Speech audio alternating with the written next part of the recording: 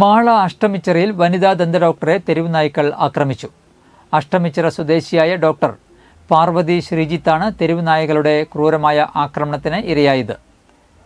കഴിഞ്ഞ ദിവസം ഉച്ചയ്ക്ക് ക്ലിനിക്കിൽ നിന്നും ഇന്ത്യൻ ഓയിൽ പമ്പിന്റെ പുറകുവശത്തുള്ള തന്റെ വീട്ടിലേക്ക് ഭക്ഷണം കഴിക്കാൻ വരുന്ന സമയത്താണ് നായ്ക്കൾ കൂട്ടം ചേർന്ന് പാർവതിയെ ആക്രമിച്ചത്. നായ്ക്കൾ വരുന്നത് കണ്ട് ഭയന്ന പാർവതി പുറകോട്ട് വീഴുകയായിരുന്നു. വീണുകിടന്ന ഡോക്ടറെ നായ്ക്കൾ 2 തുടകളിലും കൈകളിലുമായി കടിക്കുകയും ഡോക്ടർക്ക് സാരമായ പരിക്കുകൾ ഏൽക്കുകയും ചെയ്തു. വീഴ്ചയിൽ ഡോക്ടറുടെ കൈക്ക് ഒടിവും സംഭവിച്ചിട്ടുണ്ട്. പമ്പിലെ ജീവനക്കാരാണ് ഡോക്ടറെ രക്ഷപ്പെടുത്തിയത്.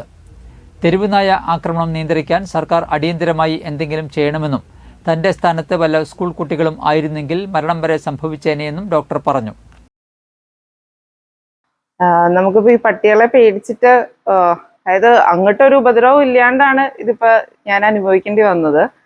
അപ്പോൾ ഈ പട്ടികളെ പേടിച്ചിട്ട് കുഞ്ഞുങ്ങളെ പോലും സ്കൂൾ വിട്ട് വരുന്ന വഴിയാണ്.